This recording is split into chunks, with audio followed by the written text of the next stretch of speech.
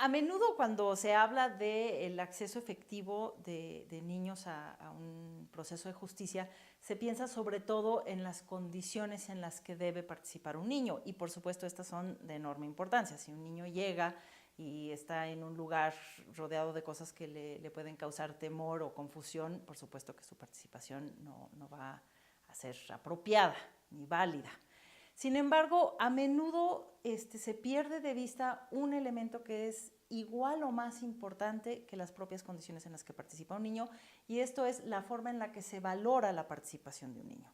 Y voy a poner 3 ejemplos para que abordemos el tema de la valoración de las participaciones infantiles. Supongamos que hay un caso en el que un niño declara y refiere circunstancias de abuso en su casa, de abuso sexual. Y supongamos que en el mismo asunto también existen muchísimas pruebas que demuestran que los padres están enganchados en un conflicto histórico grave y que ambos tienen pocas capacidades psicoemocionales como para manejar sus sentimientos. Con base en las pruebas que existen sobre el conflicto de los adultos, el juez decide entonces desestimar el dicho del niño y determina que debe ser una declaración aleccionada. Ese es un ejemplo. Pongamos otro ejemplo.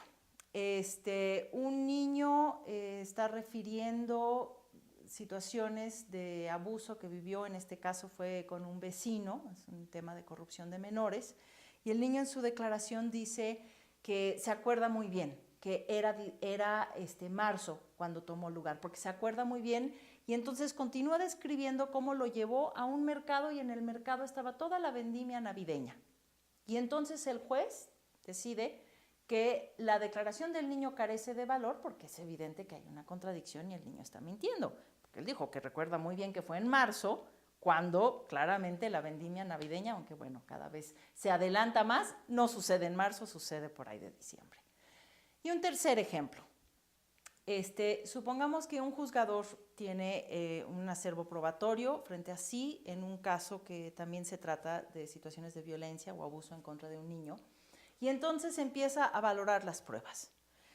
Valora una prueba en donde hay una maestra de la escuela que refiere que observó que el niño había empezado a hacer dibujos que le llamaban la atención y que le parecía que tenían un contenido sexualizado, incomprensible, inapropiado para la edad del niño. Y el juzgador, mirando esa prueba por sí misma, decide que la maestra no tiene las características como para ser experta en el tema y descalifica la prueba. Luego valora declaraciones de la madre e incluso de otros familiares que viven en la casa que dicen que el niño empieza a tener terrores nocturnos. Se despierta en las noches con pesadillas y ha tenido cierta regresión de neuresis y de orinarse en la cama en la noche cuando ya había superado esa etapa. Y entonces el juzgador ve esa prueba por sí misma y determina que pues muchas cosas pueden ocasionar este tipo de pesadillas, que coincide con varios eventos en la vida del niño, por ejemplo, sus padres recientemente se separaron, ¿no? Y desecha esa prueba. Y finalmente se queda con la declaración de un niño pequeño que es muy escueta y medio que puede entenderse como que refiere cosas que pudieran ser parte de una experiencia de abuso, pero es muy endeble la declaración del niño y por lo tanto entonces concluye que no hay elementos para considerar la posibilidad de un abuso en ese caso. Vemos 3 ejemplos en donde el elemento común es que se valora el dicho infantil o la participación infantil utilizando parámetros adultos e inapropiados para la infancia.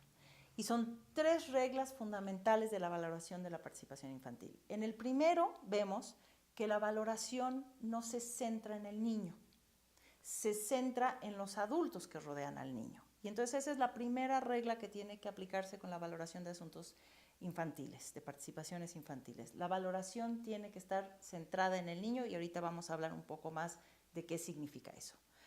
El segundo ejemplo, en donde tenemos la aparente contradicción de cuándo sucedieron los hechos, en el dicho del niño, vemos que es una valoración que no toma en cuenta las características propias de la narrativa infantil, del pensamiento infantil, egocéntrico y concreto, y en específico la forma en la que típicamente se da el manejo de tiempo y espacio durante la infancia. En el tercer ejemplo vemos una valoración parcializada. Se valora una prueba, el testimonio de la maestra, por sí mismo y por sí mismo se encuentra que carece de valor. Se valora una declaración de la madre o de un familiar y por sí misma se encuentra que carece de valor. Y cuando se valora lo que queda, que es el dicho del niño, se encuentra que por sí mismo es endeble y carece de valor. Y esa es la tercera regla de valoración de participación infantil, es que tiene que ser adminiculada, es decir, tiene que ser una valoración integral tomando todos los elementos en cuenta, unos a la luz de los otros. Entonces veamos con un poquito de más detenimiento qué significa cada una de estas reglas. La primera decíamos que es la valoración centrada en el niño. Y esto tiene que ver, tal cual como lo indica la forma de referirse a la regla, es colocar al niño en el centro de lo que se valora. En el protocolo que publica la Suprema Corte para juzgadores en la impartición de justicia en asuntos que afectan a niños y niñas, propone como un método de valoración centrada en la infancia o con enfoque de infancia, que en un primer momento se tomen todos los elementos de prueba que emanan directamente del niño o de la niña. Declaraciones, periciales médicas, periciales en psicología, es decir, todo elemento probatorio cuya producción involucra de manera directa la participación del niño. Y que se haga una primera valoración de estas en consideración de las características particulares del niño, edad, grado de desarrollo, del paso del tiempo en la misma. No es lo mismo una prueba proctológica, una pericial en proctología a la semana de haber sucedido los hechos a una que se practica 8 meses después o un año después. Pero que la primera mirada y la primera conclusión se construya a partir de los elementos que se conocen como pruebas directas sobre la infancia. Que en un segundo momento se incorporen a esa valoración las pruebas indirectas sobre el niño. Es decir, la mirada sigue centrada en el niño, son pruebas que se tratan del niño, pero que no emanan de su participación directa. Un ejemplo de estas podría ser la testimonial de una maestra que observa comportamientos en un niño. No es una prueba que emana directamente del niño, pero sí versa directamente sobre el comportamiento del niño. Entonces, al momento de incorporar este segundo nivel, digamos, de material probatorio, se hace una reconsideración de la primera conclusión a la que se arribó. Y en un tercer momento se incorporan las pruebas que se tratan del contexto en el que se desarrolla el niño. Y aquí es donde viene al caso pruebas que comúnmente se valoran como lo central cuando son lo periférico. Cosas como el estado psicoemocional de los padres del niño. Por supuesto que afecta a un niño el contexto de salud emocional en la que se desarrolla y de los adultos significativos. Sin embargo, es algo absolutamente complementario y periférico para la valoración de los hechos que están bajo estudio. Se incorpora este tercer nivel y se hace una nueva valoración del conjunto. Esta es una regla general que la valoración debe estar entonces centrada en el niño. La segunda regla es que toda valoración debe hacerse en consideración expresa de la edad y grado de desarrollo del niño. Consideración expresa no es ocioso decirlo tal cual de esa manera. Significa que todo acto de autoridad debe estar debidamente fundado y motivado, es decir, toda decisión de una autoridad debe estar razonada explícitamente. ¿En qué estoy pensando para llegar a esa decisión? Tiene que ser una parte explícita de lo que plasma el juzgador junto con la decisión a la que llega.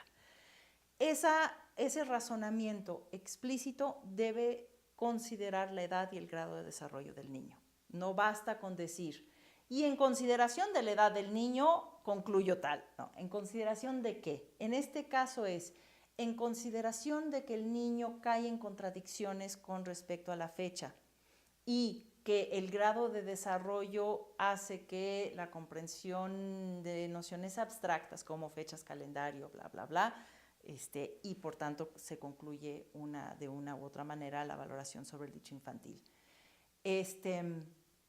La tercera regla es que toda valoración debe ser adminiculada.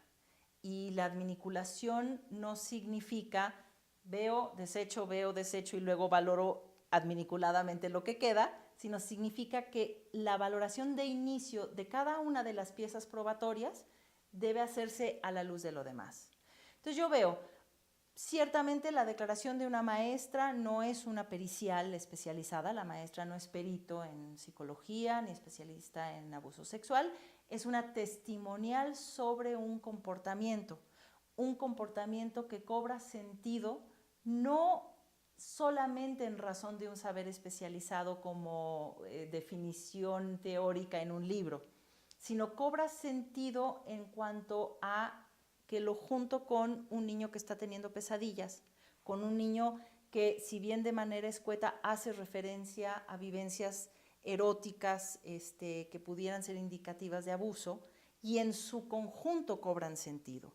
Los delitos que se cometen en contra de la infancia, la violencia vivida por la infancia, por la propia naturaleza y forma de expresarse de los niños y las niñas, tiene manifestaciones diversificadas en diferentes áreas de la vida del niño. Un niño pequeño, por ejemplo, la tristeza no solo la manifiesta diciendo estoy triste y llorando, la manifiesta interrumpiendo su sueño, tal vez teniendo mayor comportamiento agresivo con sus pares. Es decir, las manifestaciones típicas de la infancia son de tal suerte que obligan una mirada integral y articulada, adminiculada de todos los elementos. Estas tres reglas que tienen que ver con la valoración especializada de los asuntos de infancia, de la participación de un niño, abren un enorme espacio de participación para el psicólogo forense, porque hacerlo debidamente a menudo implica que el juzgador o que la autoridad se haga de esa información especializada, que le diga, si yo tengo que valorar esta declaración a la luz de la edad y grado de desarrollo, ¿qué significa eso? Y yo como juez no tengo por qué saberlo, pero entonces yo sí puedo requerir un informe especializado de un psicólogo forense que me diga, es que fíjate que típicamente los niños no manejan fechas calendario porque es una noción abstracta, etc.